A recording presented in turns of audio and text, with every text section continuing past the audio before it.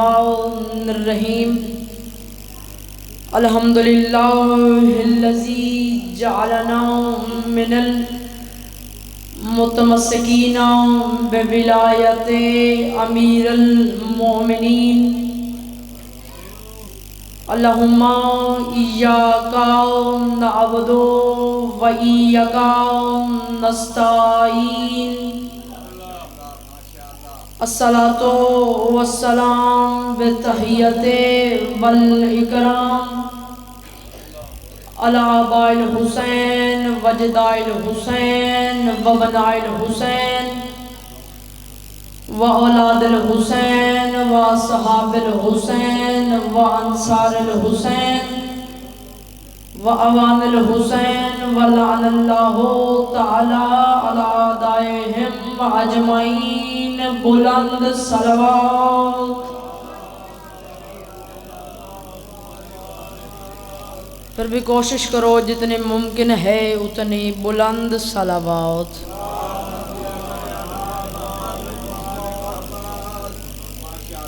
بسم اللہ الرحمن الرحیم هو الذی ارسل رسولہ بالہدی ودین الحق لیظہرہ علی الدین کلہ ولو کره المشرکون۔ صلوات۔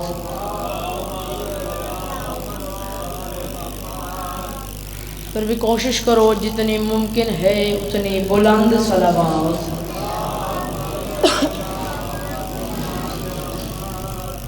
کروڑوں سلام اس اللہ پہ جس نے ہمیں ان کے ساتھ محبت کرنے کا طریقہ عطا فرمایا جن کے ساتھ اللہ خود محبت کرتا ہے۔ کروڑوں سلام اس اللہ پہ جس نے ہمیں ان کے ساتھ نفرت کرنے کا سلیقہ عطا فرمایا جن کے ساتھ اللہ خود نفرت کرتا ہے۔ زندگی کی پہلی سانس سے سر سجدے میں رکھیں اور قیامت تک محشر تک سر سجدے سے نہ اٹھائیں، پھر بھی ہم اس اللہ کا شکریہ ادا نہیں کر سکتے جس نے ہمیں بن مانگے علی جیسا امام عطا کیا۔ کوشش کرو جڑا پیچھے بیٹھے ہو ذرا اگاں آ جاؤ، مہربانی کرو آگے تشریف۔ کروڑوں سلام اللہ کی ان پاک مصطفیٰ مرتضیٰ مجتبی ہستیوں پہ جنہوں نے بیداد کو دیکھا تو مقداد بنایا، بے زر کو دیکھا تو ابو ذر بنایا، بے اختیار کو دیکھا تو مختار بنایا، کنکر کو نوازا تو در بنایا، آسی پہ نگاہ کی تو ہر بنایا۔ نبوت بنا دی نبوت کا صدقہ، ولایت بنا دی ولایت کا صدقہ، میری شام والی فاتح شام بی بی کی طہارت کا صدقہ، الموالے سخی عباس بادشاہ کی وفا کا صدقہ، غیبت کبرا میں بیٹھے ولی العصر امام کا صدقہ، مالک کی آزاداری قبول فرمائے۔ جتنے مومنین و مومنات بیمار ہیں مولا بیمار کربلا کے صدقے شفا عطا فرمائے۔ جتنے مومنین کی نیک حاجات ہیں تمام کی حاجات پوری فرمائے۔ قبر کی پہلی رات ہو زیارت امیر نصیب فرمائے۔ جن مرحومین کے احصال ثواب کے لیے یہ مجلس برپا کی گئی ہے ان کو جنت الفردوس میں اعلیٰ مقام عطا فرمائے، ان کے درجات بلند فرمائے۔ آخری دعا ہے کوشش کرنا آمین کہنا، ثواب میں شریک ہو جانا۔ میرے اللہ ہمارے 12ویں آقا کے ظہور میں تعجیل فرما، دعائیں قبولیت تک پہنچائیں، سہارا درود کا لیں مل کے بلند صلوات۔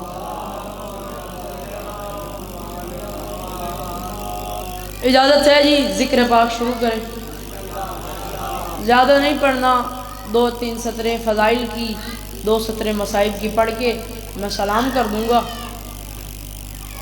6 سطریں ہیں میں ان سے آغاز کروں گا، آپ میرا ساتھ دیں گے۔ میں کہہ رہا ہوں اصحاب پیمبر پہ میری جان بھی قربان، جتنے بیٹھے ہو ذرا توجہ کرنا، اصحاب پیمبر جان بھی قربان، میں وار دوں سب کچھ کہیں مل جائے جو سلمان، میں وار دوں سب کچھ کہیں مل جائے جو سلمان، بوذر ہو حذیفہ ہو کہ مقداد میری جان، اور ہم ایسے صحابہ پہ فقط رکھتے ہیں ایمان جو بغض علی میں کبھی جاگا بھی نہیں ہو اور جنگ کے میدان سے بھاگا بھی نہیں ہو، جنگ کے میدان سے بھاگا بھی نہیں۔ درود پڑھ دو بلند آواز سے۔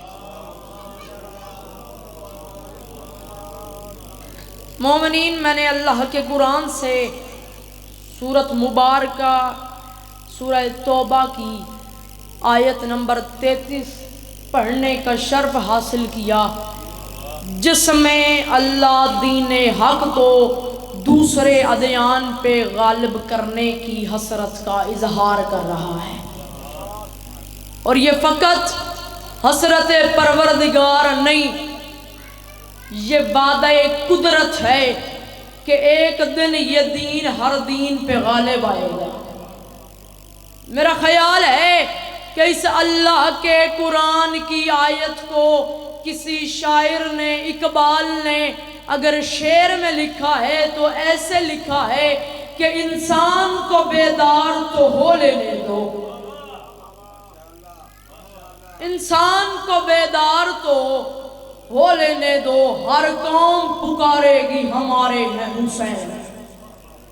اب جب ہر کوئی حسین کی دہلیز پہ آ گیا تو یہ دین الہیہ کے غالب ہونے کی نشانی ہے۔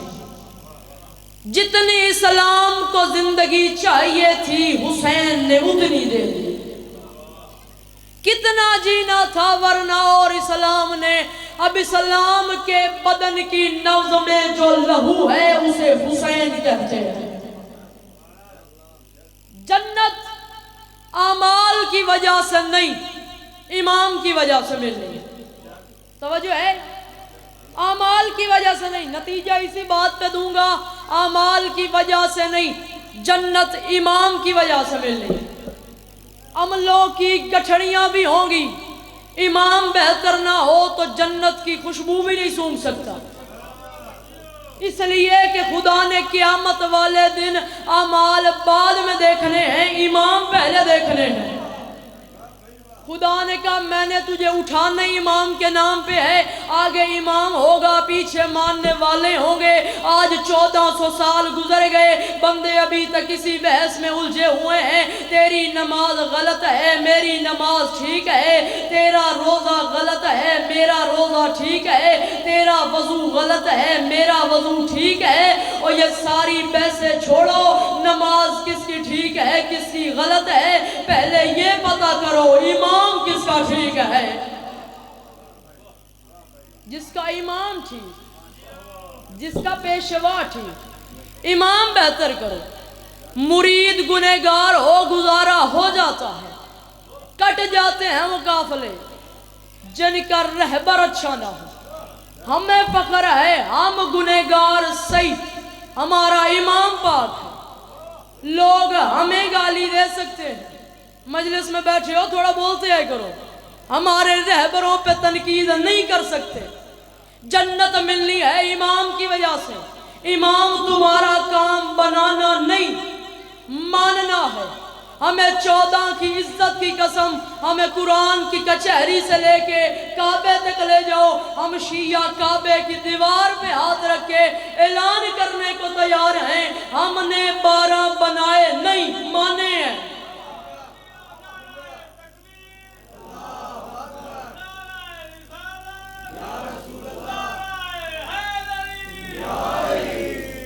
ان میں سے ایک بھی ہم نے خود نہیں بنایا، بنائے اللہ نے، دکھائے محمد نے، ہم نے صرف مانے، اور پھر 12 ایسے مانے جو پہلے نے حلال کیا وہ 12ویں تک حلال، جو پہلے نے حرام کیا وہ 12ویں تک حرام۔ جنت ملنی ہے امام کی وجہ سے۔ اللہ نے قرآن میں 2 امام دکھائے، ایک حق کا امام، ایک باطل کا امام۔ حق کے امام کا نام موسیٰ، جسے سمجھ آئے باطل کے امام کا نام فرعون، آگے موسیٰ، پیچھے موسیٰ کی قوم، آگے فرعون، پیچھے فرعون کا لشکر۔ قرآن کہتا ہے آگے آ گیا دریائے نیل، موسیٰ کی قوم گئی گھبرا، انہوں نے کہا مر گئے موسیٰ، آگے دریا ہے پیچھے لشکر ہے، آگے دریا ہے پیچھے لشکر ہے، اب ہمیں بتا ہم کہاں جائیں؟ خدا کہتا ہے میں نے موسیٰ پہ وحی کی، اپنا عصا ہاتھ میں لے دریا پہ مار۔ موسیٰ نے عصا دریا پہ مارا، دریا میں رستہ بن گیا۔ قبیلے 12 تھے، قومیں 12 تھی، 12 قبیلوں میں بحث ہو گئی، پہلے ہم گزریں گے، پہلے ہم گزریں گے، پہلے ہم گزریں گے۔ خدا نے کہا موسیٰ پھر دوبارہ عصا دریا پہ مار۔ موسیٰ نے عصا دریا پہ مارا، دریا میں اب رستے کتنے؟ 1 نہیں 2 نہیں، رستے بن گئے 12، رستے بن گئے 12، رستے بن گئے 12۔ ہدایت کے رستے ہوتے ہی 12 ہیں، نجات کے رستے ہوتے ہی 12 ہیں، بخشش کے رستے ہوتے ہی 12 ہیں۔ قرآن نے ہمیں ایک امام کی طاقت بتائی، ایک امام کی طاقت، ایک امام میں اتنی طاقت ہے کہ وہ 12 قومیں پار کروا سکتا ہے۔ 12 اماموں میں اتنی طاقت نہیں کہ وہ ایک قوم کو پار کروا لے۔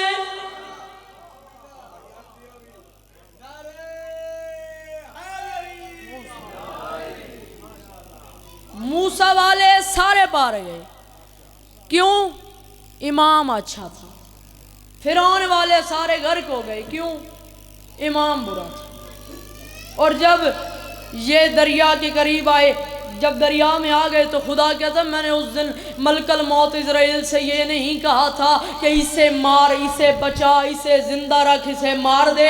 خدا کہتا میں نے نیل پہ وحی کر دی تھی، میں نے لہروں پہ وحی کر دی تھی، میں نے پانی پہ وحی کر دی تھی۔ موسیٰ والوں کو چھیڑنا نہ، فرعون والوں کو چھوڑنا نہ، موسیٰ کا کوئی نہ چھیڑنا، فرعون کا کوئی نہ چھوڑنا۔ علم عباس کی قسم ہے اللہ قیامت کو جہنم کی آگ پہ وحی کر دے گا، علی والوں کو چھیڑنا نہ، علی کے دشمن کو چھوڑنا۔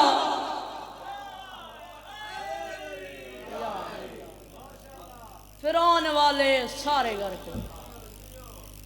موسیٰ جب دریا سے پار آیا، چند منٹ اور توجہ کریں، تو موسیٰ نے وہ لوگ گننے شروع کیے جو وہ اپنے ساتھ لے کے آیا تھا۔ موسیٰ کی حیرانگی اس وقت بڑھ گئی کہ گھر سے تھوڑے آئے تھے، بچنے والوں میں ایک زیادہ تھا۔ موسیٰ نے اب ایک ایک کا چہرہ دیکھا، بندے تو اتنے زیادہ تھے نہیں، مٹھی بھر تعداد تھی۔ موسیٰ نے ایک ایک کا چہرہ دیکھا، اب اندازہ تو لگانا تھا کہ وہ ایک بندہ کون سا ہے۔ ایک ایسا تھا جو اپنے چہرے کو چھپا رہا تھا۔ موسیٰ نے کہا پردہ ہٹا، چہرہ دکھا، تو کون ہے؟ جب اس نے پردہ ہٹایا موسیٰ اور حیران ہو گیا، سامری جادوگر، فرعون کے دربار کا سرکاری جادوگر، گھر سے فرعون کے پیچھے نکلا، پار موسیٰ کے ساتھ ہو گیا۔ موسیٰ نے کہا کلمہ بھی میرا نہیں پڑھتا، آیا بھی میرے پیچھے نہیں، تو پار کیسے ہو گیا؟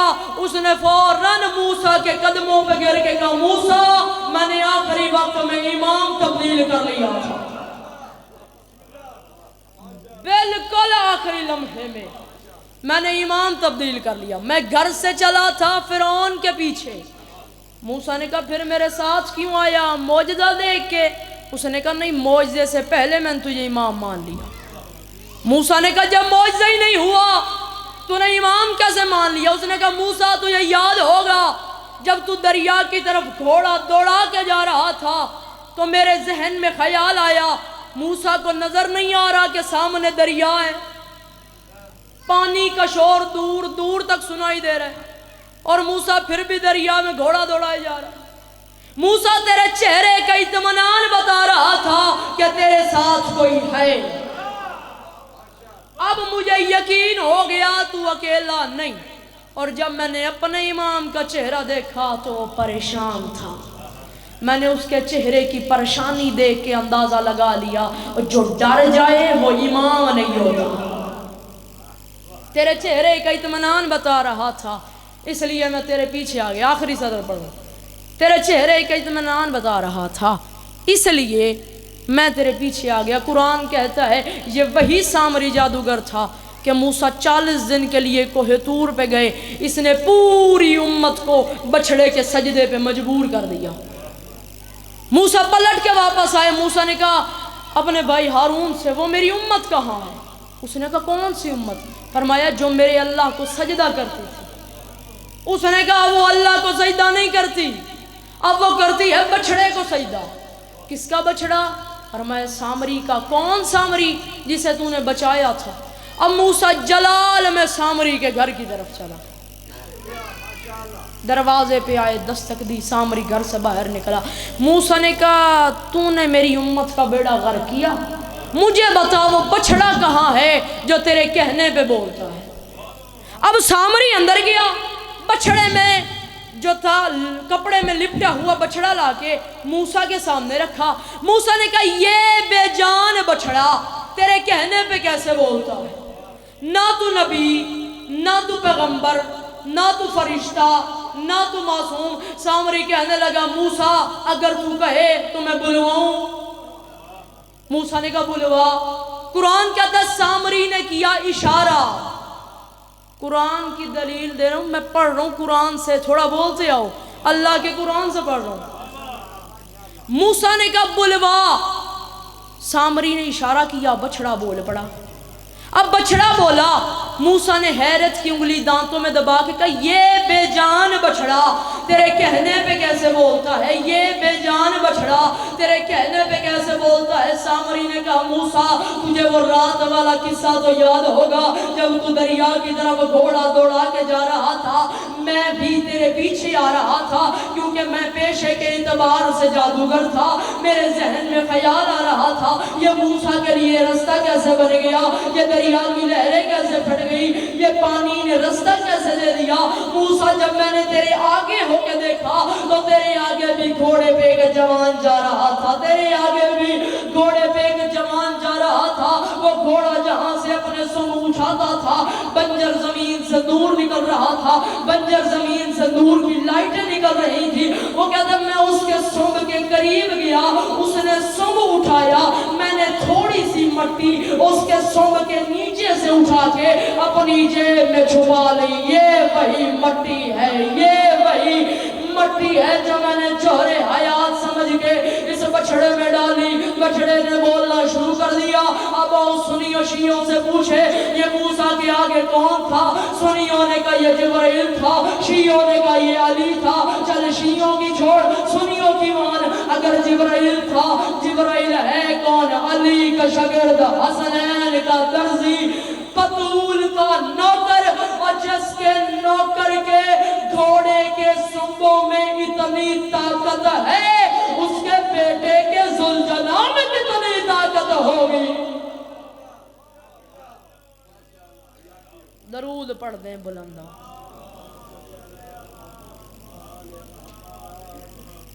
پھر بھی کوشش کریں بلند صلوات۔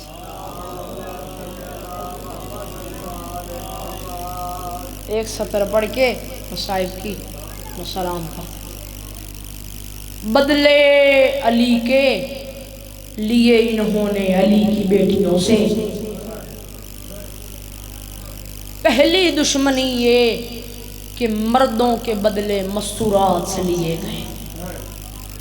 تمہارے رسول کی بیٹیاں کہہ دو گیا نانے کی قبر پہ حسین، ساری رات مدینے کی گلیوں میں پھرتا رہا، ساری رات مدینے کی گلیوں میں پھرا، ہر ایک دروازے پہ گیا، دستک دے دے کے کہتے ہیں او فلاں ابن فلاں، میں تیرے رسول کا بیٹا ہوں، میں مدینہ چھوڑ کے جا رہا ہوں، ایک بار محلہ بنی ہاشم میں آ کے دیکھ تیرے رسول کی بیٹیاں سامان باندھ رہی ہیں۔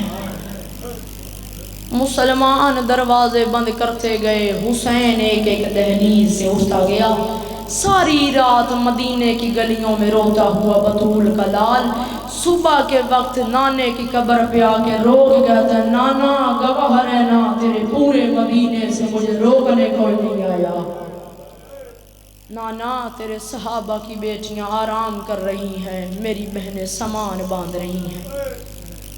نانا تیرا حسین مدینہ چھوڑ کے جا رہا ہے۔ آواز آئی حسین کیوں؟ نانا تیرا دین بچانے کے لیے ہر دروازے پہ گیا ہے حسین۔ لیکن کیا کرتے ہیں مسلمان جنہوں نے زہرا کو حق نہیں دیا، حسن کو قبر کی جگہ نہیں دی۔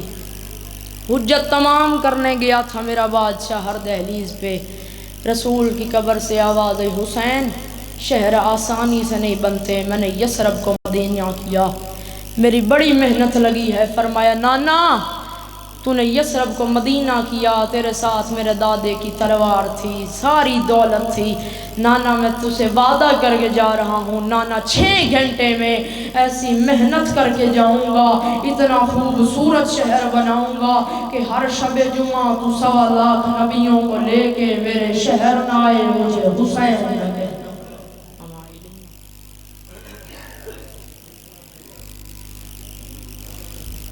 درود پر